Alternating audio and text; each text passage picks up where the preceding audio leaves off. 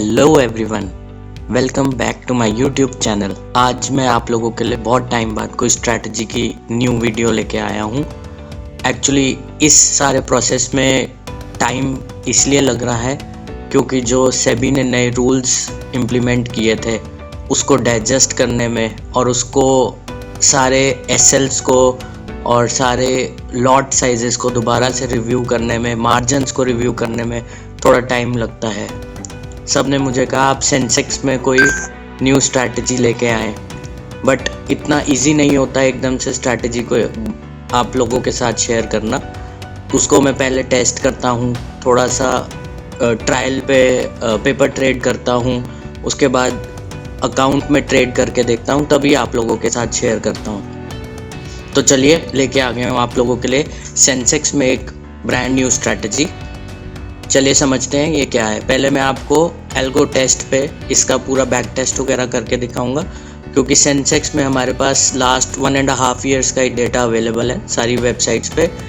तो इसलिए मैं आपको एल्गो टेस्ट के प्लेटफॉर्म पे एक बार पहले स्ट्रैटेजी समझाऊंगा क्या है, उसके बाद मैं आप लोगों को चार्ट पे जाके भी एक बार समझाऊंगा कि ये स्ट्रैटेजी कैसे डिज़ाइन की गई है और इसके पीछे के क्या क्या फैक्टर्स को दिमाग में रख के मैंने स्ट्रैटेजी बनाई है। तो चलिए स्टार्ट करते हैं। ये सेंसेक्स का इंडेक्स हमने ले लिया है, टाइम रहेगा 9:22 और क्लोजिंग टाइम रहेगा 3:10। इसमें हमने स्क्वायर ऑफ जो है कंप्लीट स्क्वायर ऑफ चूज़ किया है पार्शियल की जगह, कंप्लीट ऑल लेग्स। ठीक है, अब आगे चलते हैं। ये एक लॉट में बेस्ड है, एक लॉट में दिखा रहा हूँ मैं आपको, सेल कॉल वीकली में, strike price at the money. ठीक है, ये एट द मनी क्यों चूज़ किया है ये भी मैं आपको लेटर पार्ट में मैं समझाऊंगा। इसमें स्टॉप लॉस हमने रखा है अंडरलाइनिंग परसेंट को 0.4%। इसकी बहुत अहमियत है स्ट्रैटेजी में, आपको मैं ये चार्ट पे जाके एक बार समझाऊंगा। अंडरलाइनिंग परसेंट मतलब जैसे जैसे हमारा सेंसेक्स ऊपर की तरफ अगर 0.4% अगर यहाँ से चलना शुरू हुआ और ऊपर चला गया 0.4%, तो हमारा यहाँ पे दोनों लेग्स जो है हमारी कॉल लेग भी और पुट लेग भी दोनों एग्जिट हो जाएंगे और न्यू उस टाइम जो भी एट द मनी रहा होगा, न्यू एट द मनी का स्ट्रैडल दोबारा से सेल हो जाएगा।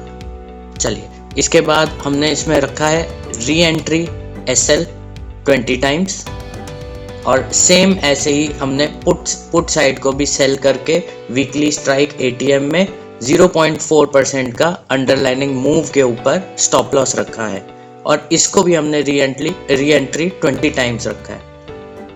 ठीक है, इसका टोटल ओवरऑल M2M जो लॉस होगा अगर वो 2500 पहुंच जाता है तो इस स्ट्रैटेजी से हम उस दिन के लिए एग्जिट कर लेंगे। ठीक है, आई होप आपको समझ आ रहा होगा। चलिए इसको बैक टेस्ट करके देखते हैं स्ट्रैटेजी को क्या रिजल्ट्स आते हैं। ये आप देख सकते हैं, ये 1 साल का है। मैं एक बार दोबारा से आपको 2 साल का बैक टेस्ट करके दिखा देता हूँ।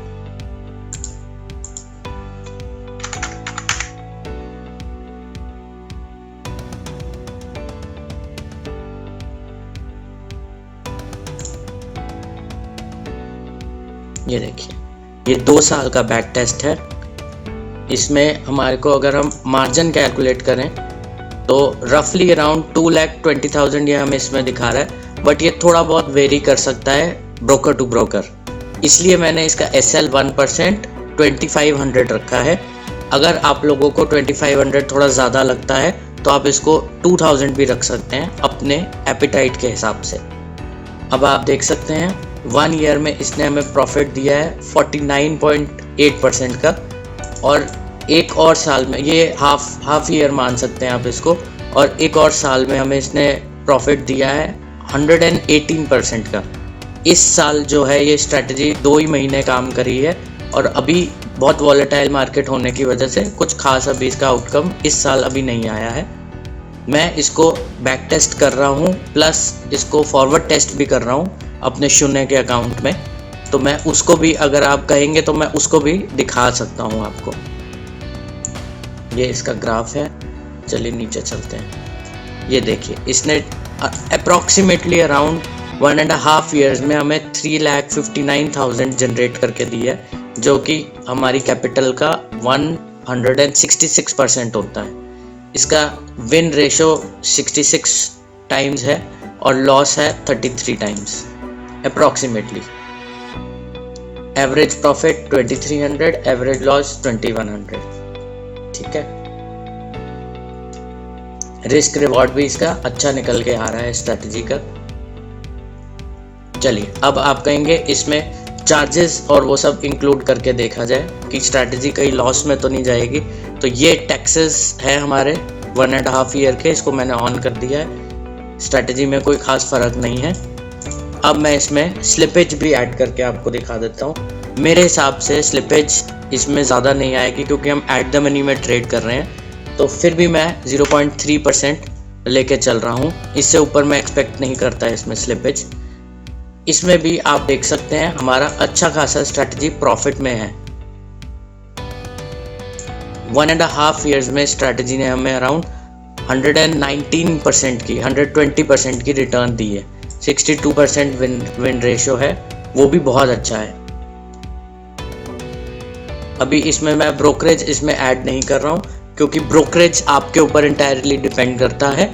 अगर आप 1 लॉट से ट्रेड कर रहे हैं और आपका अकाउंट ज़रोदा या किसी और अच्छे ब्रोकिंग उसमें है, तो आपको 20 रुपीज़ पर ऑर्डर लगेगा, जो कि बहुत ज़्यादा होता है उस हिसाब से।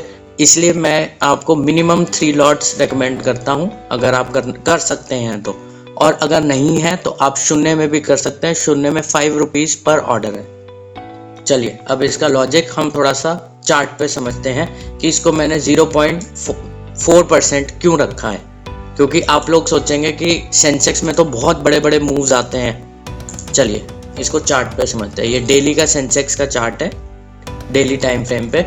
अब आप देख सकते हैं कि जैसे इसमें अगर हम ये देखें तो एक ही दिन में सेंसेक्स करीब 2% और 2.5% मूव दे देता है।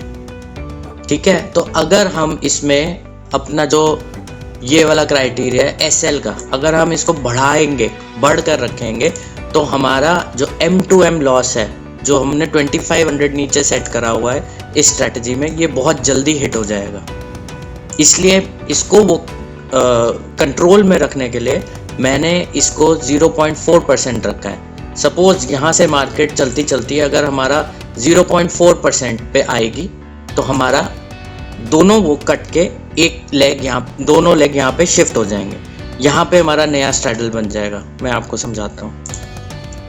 अब यहाँ पे हमारा नया स्ट्रैडल बन गया। ठीक है, जब इतना ही मूव दोबारा से ऊपर की तरफ होगा तो हमारा यहाँ पे एक और फिर नया स्ट्रैडल बन गया, पुराना एग्जिट होता गया।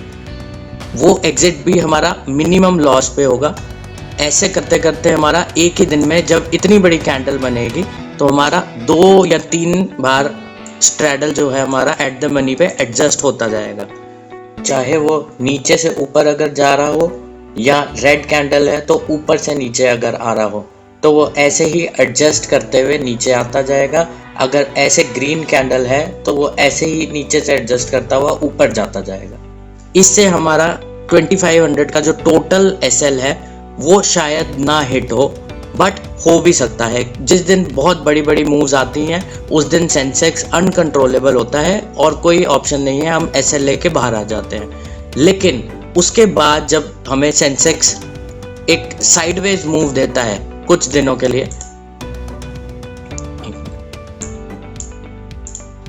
ये देखिए, उसके बाद जब सेंसेक्स इतनी रेंज में हमें साइडवेज मूव देता है इतने दिनों के लिए, तब हमारे सारे टारगेट जो है वो कवर हो जाते हैं। देखिए ये भी साइडवेज है। अभी भी सेंसेक्स बहुत टाइम से साइडवेज रेंज में ही चल रहा था, पहले ऊपर फिर नीचे, फिर ऊपर फिर नीचे, इस टाइप के पैटर्न में ये ट्रेड कर रहा था। फाइनली इसने अब जाके हमें एक ब्रेकआउट दे दिया है। अब इस ब्रेकआउट कैंडल के बाद अगले दिन ये मेरे हिसाब से एक छोटी कैंडल बनाएगा। मैं होप करता हूँ आपको मेरी वीडियोस अच्छी लग रही हैं।